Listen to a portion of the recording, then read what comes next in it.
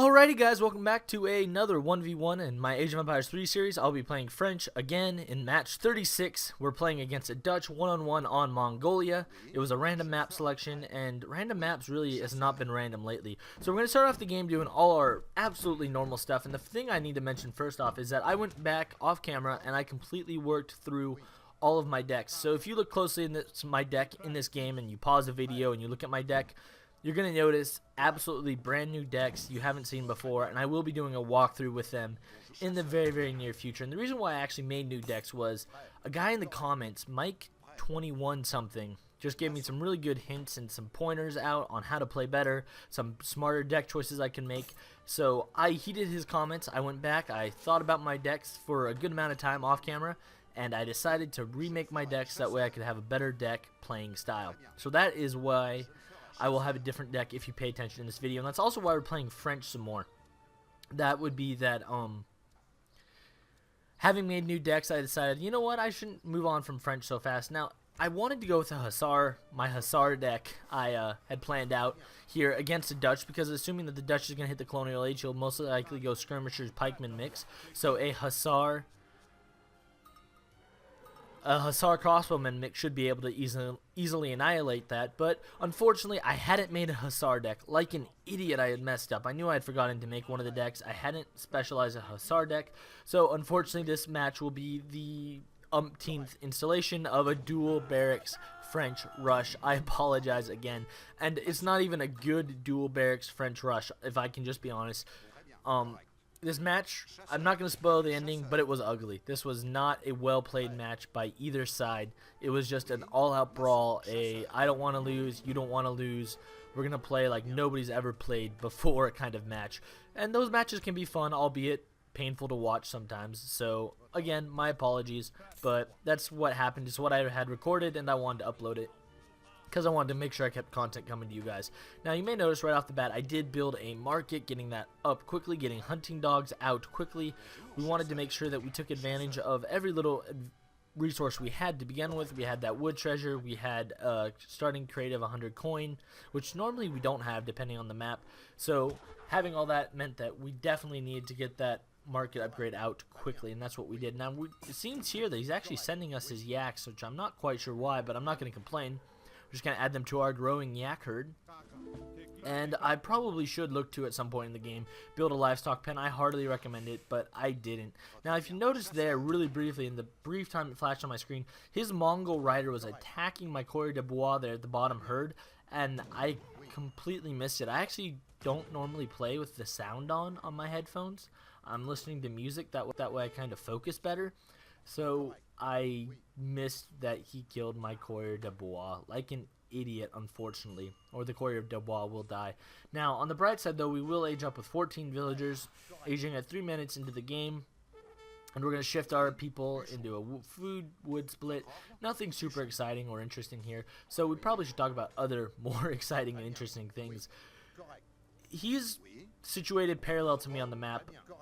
If you folded the map like a taco, he's on exactly the other half, with the top half relatively uninhabited. And we've played on Mongolia before, actually, probably match 9. Maybe it was match 9, maybe it was like match 11 or something. But we had a two-parter on this match where I was British, I was playing against India, and I lost my TC. Remember, and it was just a massive slugfest. And so I'm actually kind of thinking of that already when playing this match, thinking he's Dutch and he's going to have banks, so he's going to want a turtle, he's going to want to kind of keep himself contained, and we're going to want to kind of force him to stay in a box and take advantage of the map. As you guys know, I love trading posts. So if I can actually get access to and upgrade those trading posts, I'll be a very, very happy camper. Now at this point, he's killed a Courrier de Bois, he managed to kill my Explorer, and that's really just pissing me off. I feel like he's wasting his time doing that, but at the same time, I can't really do anything about the fact that he is just trying to screw with me. So I'm going to just ignore him some more. Fortunately, that Explorer won't be able to do much to my Courrier de Bois chopping wood there, like the Mongol Scout was able to earlier in the game. So it's not the end of the world, although losing a Courrier de Bois at this point in the game never is a good thing. And also losing your Explorer never is good either. For my second card, though, this game, I'm probably going to go Hussar. My reason is I fully, wholeheartedly expect him to go with mostly Skirmishers. So my first card, I think, would be better served as Hussar rather than 8 Crossbowmen. It was kind of a decision I made split in game. And Yes, okay, I do send the 3 Hussar. I just played this too. I'm sitting here narrating this thinking, uh-oh, if I click 8 skirmishers in the game and I said Hussar and explained it, then I'm going to feel really stupid. But nope, I sent the 3 Hussar. I was expecting skirmishers from the Dutch player. We've played a lot of Dutch on this channel, actually. I almost feel like Dutch is one of the more overused civs, almost. Probably not, but possibly. And we did get Gang Saw upgrade, which we probably should have bought while we were aging and we had a surplus of food. We should have, not probably. So, a little bit of a mistake there. Now, I put that Coeur de Bois on gold, hoping to kind of maybe shift to more of us. Hoping to shift to a Hussar base, but unfortunately, I don't think we're going to be able to, and I don't think it's wise to shift off of food. So I think that's actually going to be the only Hussar we're going to end up, or only Coeur de Bois we end up shifting to gold. Now, you may notice that I had a bunch of trouble trying to get those Hussars to move in unison. I could not, for the life of me, get them to come out properly. I just kept selecting one and having them march around like idiots, and that really, really annoyed me. And there's that Mongol scout again causing me problems. I mean, like, really? At this point, I never even realized that Mongol scouts could be so good at raiding, and that's just something I guess I'm going to have to live and learn. Mongol scouts, guys, they can actually do some decent damage to villagers if left unattended, something I didn't realize. Now, speaking of doing decent damage to villagers, I go here to shift-click and make more crossbowmen, and I'm out of population. Not a well-played game by my part. So for my next card, I decided to send 2 defense towers instead of resources or instead of crossbowmen. And the reason why I did that is I decided that I'd like to put those towers in the area between me and the Dutch player, me and Blue. That way I can kind of have a little bit of a bulkhead and kind of keep up with my strategy of really boxing him into a small area. Now, again, the Dutch don't necessarily need to sprawl out over the map to be victorious. So it's not like box him in is going to be a game killer for his strategy. In fact, he could probably even thrive boxed in. It's easier for him to defend himself. But I really felt like I needed to have access to the map for herds and that trading post line down the road. That was kind of my mentality at this point. So we're going to kind of march forward a little bit with our crossbowmen, but we're not going to want to march them too far forward.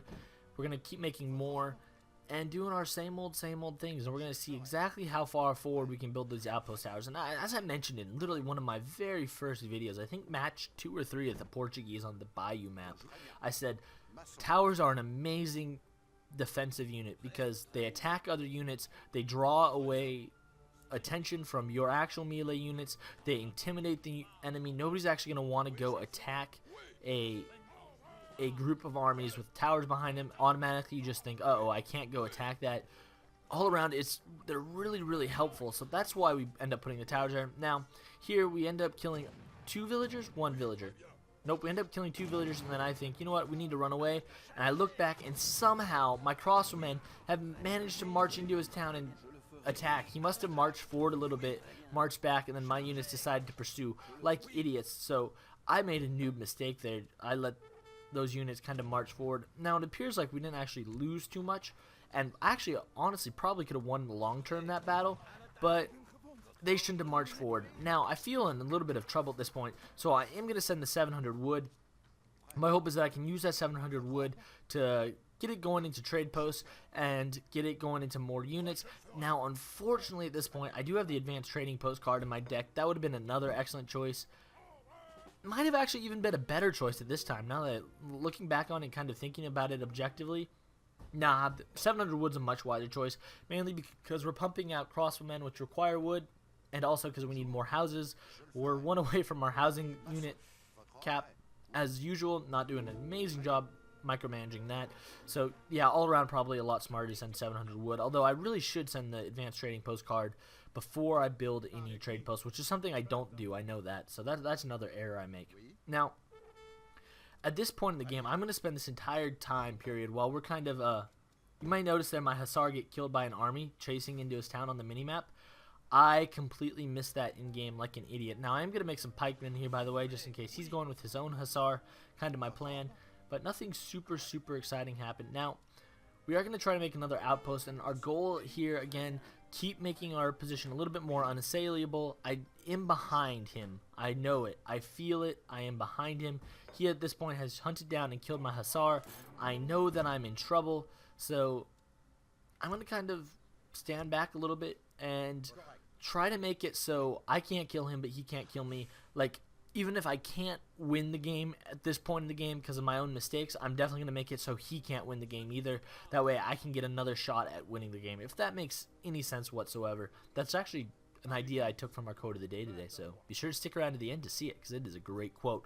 Now, you may notice there, he's got a bunch of villagers gathering, and I realized that's why my Hussar got killed. They got killed because he actually sent an advance party out before marching all his villagers out to go gather food. So very, very smart man there, making some smart man choices. Now, at this point, we're going to keep working on trying to make units, but right, we're out of population. Per normal, population problems are always a bane of my existence. I forget to make houses.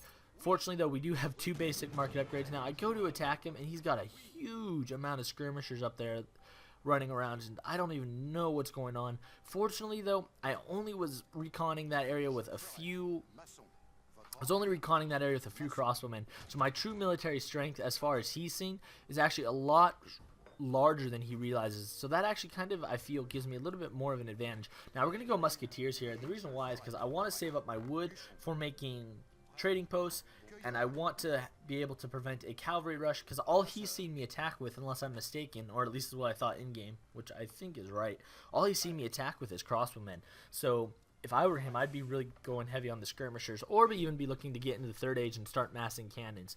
So either way, well, musketeers won't help against cannons, but musketeers will definitely help against a mass of hussar if he doesn't choose to decide to push forward with some of them. So that's what we're going to do here. Now, we got another shipment available. I believe this is our 4th or 5th shipment of the game. We sent 700 wood. We sent 4 courrier de bois to boost up our economy.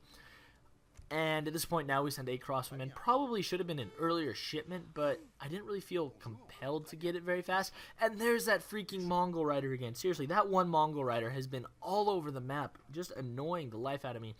Now, you may notice there, by the way, I'm sending my new villagers to veggie bushes, or berry bushes, I believe they're called. Again, stupid mistake. I probably should have tried to grab another herd, although if you look on the minimap, there really was no herds super close to me that I could access, unfortunately. So it really seemed to me, at least from my perspective, like that was definitely the smartest amount of herdables that I could gather. Now, you might say, well, you have no herdables, what are you going to do? I do have the huge amount of yaks, so I could potentially build some wood, get a livestock pen, and start fattening them up. That'd be actually a very smart thing. I should have probably done that. But I'm also going to look to get another trading post.